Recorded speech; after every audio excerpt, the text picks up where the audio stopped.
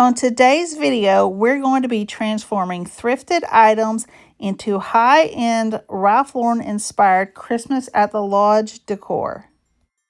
This is the second video in the Ralph Lauren inspired Christmas series. You can check that video out after you've watched this one. My name is Emily. I'm with J. Bowen and Company, and I appreciate you being here today. So grab you a cup of coffee or your favorite drink, and let's go ahead and get started. For less than $10 total, I thrifted all of these projects, and I'm going to show you how you can turn your thrifted items into high-end Ralph Lauren classic Christmas decorations.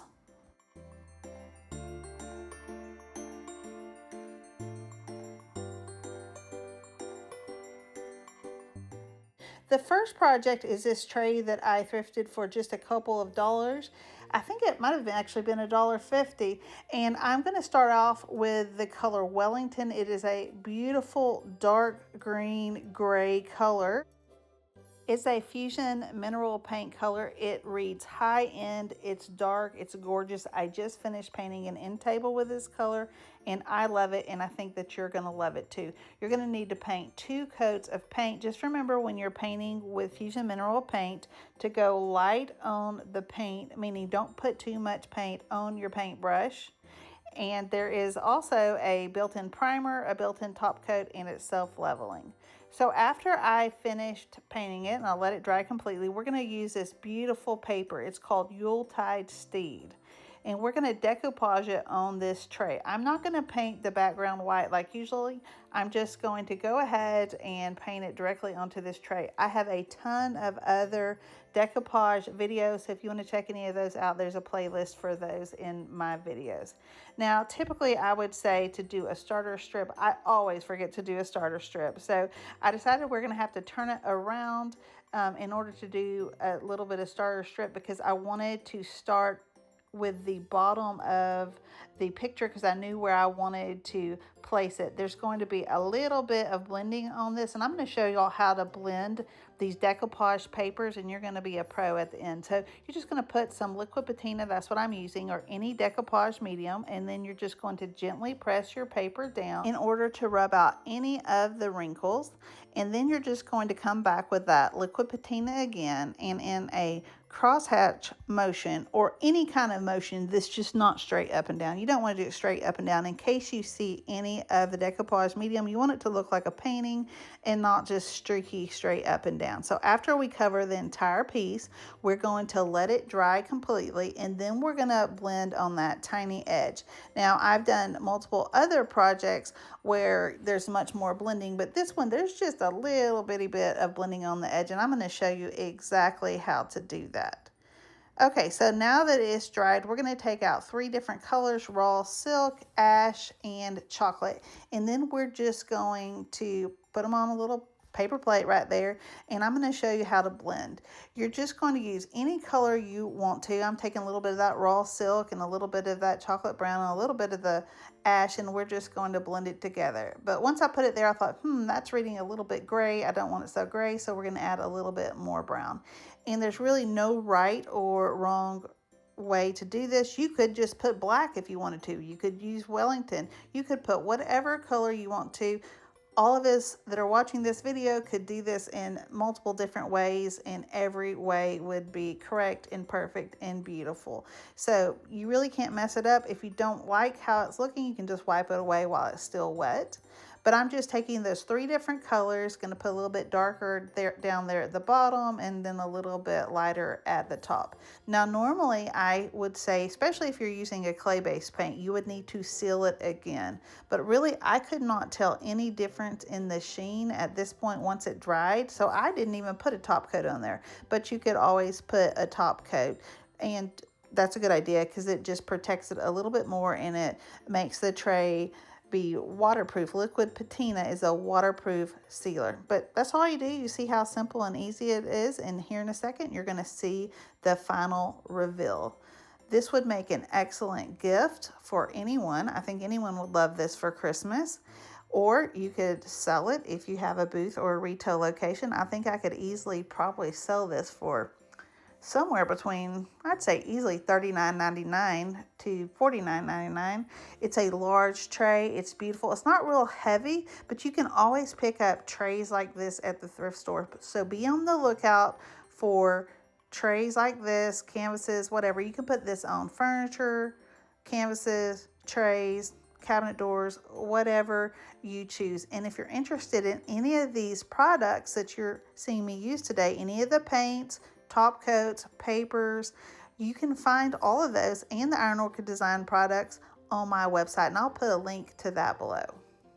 Now with a wet paintbrush and some of that raw silk paint, I'm just going to splatter a little of the paint all over the tray to make the whole painting look cohesive. We have 4 more gorgeous projects you don't want to miss. They're going to be a lot of fun and they're going to be really quick projects, so y'all stick around. Now just wipe off any of the paint that got on the edges and you are done with this project. It turned out beautiful. Y'all let me know in the comments if you like this project. Give me a thumbs up, leave me a heart emoji. And if you haven't already subscribed to my channel, hit that subscribe button and that notification bell. You're not going to want to miss out on all of the upcoming videos that I have in the future. I have some really great high-end thrift flips coming up. I don't know about you, but I love antlers. I have a whole collection of antlers. I picked up this set of antlers. It's a little wall hanging from one of my neighbors, actually my neighbor's friend right behind me. They had a garage sale. I picked it up for $1 and I thought this would be the perfect item to make over and give it a high-end look. So we're taking out some coal black from Fusion Mineral Paint and we're just going to give it 1 coat of paint. I'm going to turn it over and I'm going to paint the back too. I love antlers, and anything antlers look great starting, in my opinion, in the fall and last all the way until the spring. I love decorating with antlers. I have a whole collection of all different kinds of antlers, real ones and faux ones just like this. So now I'm going to take out some of the bronze. It's one of the metallic paints from Fusion. I love this color. It's one of my favorite colors.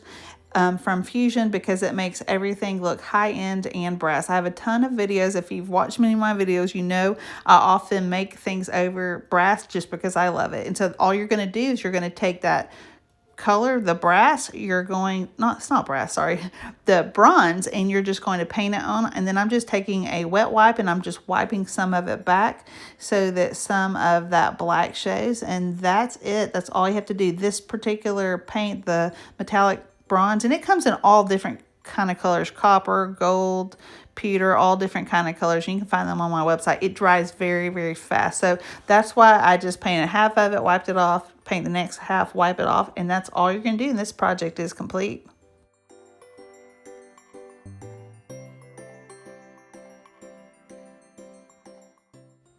I had previously painted this little tray before and I tried to put a transfer on it a couple videos ago and it pulled up the paint. So I thought I'm just going to take out some of this birch from Alchemy and I'm going to put on one of the paint inlays from one of the latest, I can't remember the name of that paint inlay. It's from the last release and I thought I'm just going to paint it up. And then I'm just going to apply a paint inlay. They're very easy to apply. I'm just going to squirt it with a little bit of water, apply it to my piece. But y'all, when I came back, I do not know what the deal is with this tray, but it does not want to be painted. All the paint bubbled up. It was so weird. So you're going to see this tray here in a second. I was able to take all of that paint off of it and it's just a beautiful silver tray. So some things just don't want to be painted and you don't have to paint everything. So I decided to add another fun project. I had thrifted a crib. Actually, I don't even know if you call it thrifted. At the thrift store, I asked them how much this crib was. They told me it was free. So of course I couldn't pass it up. I took it home. It was just an even flow crib. I set it outside. This crib has been outside probably for a few months. And then I cut off the spindles. We are going to make a spindle art project. This is going to be a lot of fun. You can do a lot of different projects with spindles. So we're going to paint them 4 different colors. This is that raw silk. We're going to paint one ash, one Wellington, and one in the coal black color. And then I'm going to end up using one of the spindles in just the natural wood color that they came in. So I took these spindles out. They're really long. They're probably, gosh, probably about 2.5 feet long. They were too long. So I went outside at night and I decided to cut them down. So now there's multiple different pieces. And the reason I painted them all at once was because it would be easier than painting a bunch of whole little bitty spindles. So I painted the whole thing first and then I went out and cut them. Now I'm just going to take my sanding block and I'm going to sand down the edges so they're not so sharp, like it's not such a fresh cut. And now I'm just taking a little bit of aging wax and I'm going to apply it to the edge of those spindles, and then I'm just going to wipe it off so they look a little bit more aged. Now there's a whole lot of things you could do with these spindles. You can put them in, they can be a bowl filler in a basket. You can just lay them on a table, whatever you want to do. But for this fun little lodge project, I'm just going to add some of this black and red gingham material. I just tore a little bit of strip of it, and then I'm just going to tie it around just like that. It was too short for a bow, so I'm just going to tie it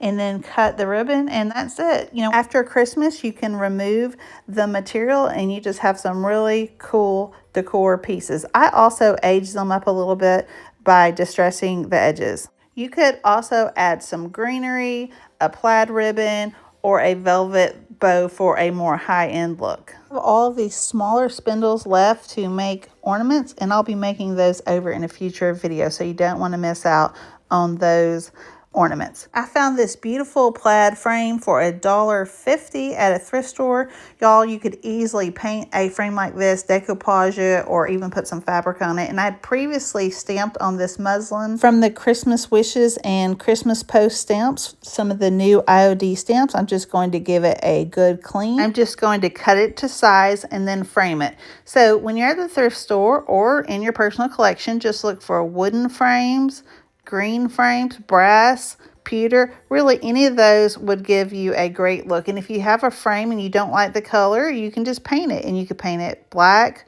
hunter green, navy, red, whatever, chocolate brown, and you could have a beautiful frame for your print. This is one of my favorite projects. This is a tote that I picked up for $2.50. It was actually raised caddy, but someone donated it, and we're going to make it over with this beautiful chocolate brown color. I love chocolate brown. Chocolate brown is trending right now. It's a rich, beautiful color, so add some chocolate brown to your home decor if you haven't already. I still have my chocolate brown couches and 2 corduroy side chairs. I love them. They're beautiful. They're perfect to decorate with year-round. So I'm just going to apply 2 coats of paint to this tote.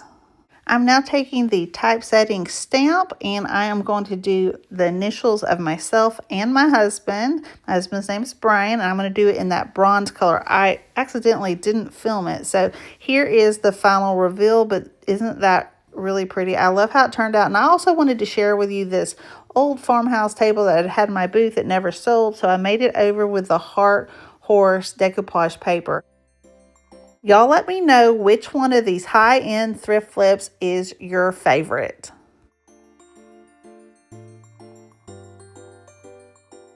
If you're in the mood for more thrift flips, there'll be some on the screen for you to choose from. Thank you so much for watching, and I'll talk to you guys in the comments.